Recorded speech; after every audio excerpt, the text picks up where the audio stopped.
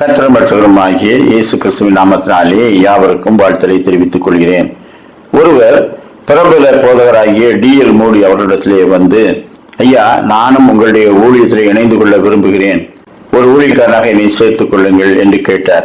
அப்பொழுது மோடி அவர்கள் அவரை பார்த்து, உங்களுடைய ஆவிக்குரிய அனுபவம் என்ன, உலக நாளும் என்ன செய்து கொண்டிருந்தீர்கள் என்று கேட்டார்.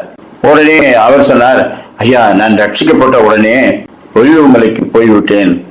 அங்கே ஒலிவமலையிலேயே இருந்து 5 வருடங்கள் ஜெபித்துக் கொண்டே இருந்தேன். அந்த ஜெபிக்கிற ஊழியத்தை தான் நிறைவேற்றினேன்.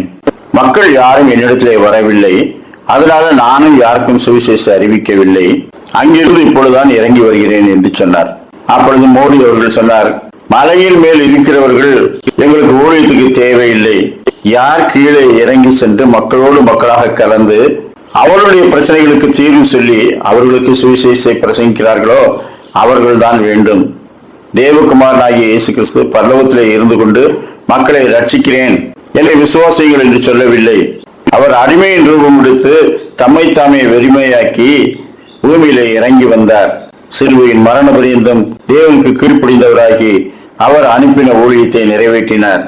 அப்படியானால் இறங்கி சென்று ஊழியம் செய்கிறவர்கள் தான் வேண்டுமே தவிர மலையின் மேல் சௌகரியமாய் உட்கார்ந்து கொள்கிறவர்கள் அல்ல என்று அவர் சொன்னார்.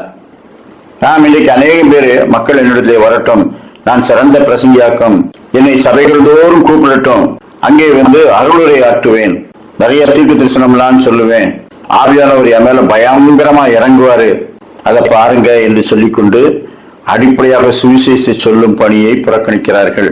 நாம் இருக்கும் இடத்திலே நம்மையும் விட கீழானவர்களும் மேலானவர்களும் ஆகிய திரளான ஜனங்கள் இருக்கிறார்கள். அவர்களுக்கு இயேசு வேண்டும், அதை ஆனால் உணராதிருக்கிறார்கள். அவர்களை சந்திப்பதற்கு நாம் என்ன செஞ்சிருக்கிறோம்? சந்தித்துக் கொண்டிருக்கிறோமா? நம்முடைய வாய் அவரை குறித்து பேசிக்கொண்டே இருக்கிறதா? சுவிசேஷ பாரத்தினாலே நிறையும் போது உத்தமமானவர்களை நாம் பேசுவோம், கர்த்தரை குறித்து அறிவித்துக் கொண்டே இருப்போம்.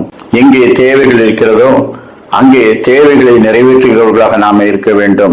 மார்க் 2:17 இயேசு அதை கேட்டு, பிணியாளிகளுக்கு வைத்தியம் வேண்டியதே இல்லாமல் சுகமுள்ளவர்களுக்கு வேண்டியதில்லை, நீதிமான்களே அல்ல பாவிகளையே மனம் திரும்புகிறதற்கு அழைக்க வந்தேன் என்றார்.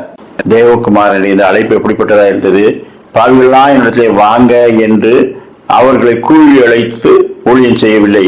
எங்கெல்லாம் பாவிகள் இருக்கிறார்களோ அங்கெல்லாம் அவரும் போனார், அவரிடத்திலும் வந்தார்கள். இந்த இறங்கி சென்று செய்கிற ஊழியத்தை நாம் செய்யும்படிக்கு கர்த்தர் நம்மை அழைக்கின்றார். தேவகுமாரனிடத்திலே யோவான் ஸ்நானகன் வருகிறவர் நீர்தானா என்று விசாரித்து அனுப்பினான். அப்பொழுது தேவகுமாரன் யோவான் ஸ்நானகன் அனுப்பித்தவர்களிடத்திலே சொல்லுகின்றார், நீங்கள் போய் கண்டவைகளையும் கேட்டவைகளையும் அவருக்கு சொல்லுங்கள். இங்கே அற்புதங்களும் அடையாளங்களும் நடைபெறுகிறது, இதை காண்கிறீர்கள். எல்லாவற்றையும் தாண்டி தரித்திரருக்கு சுவிசேஷம் அறிவிக்கப்படுகிறது.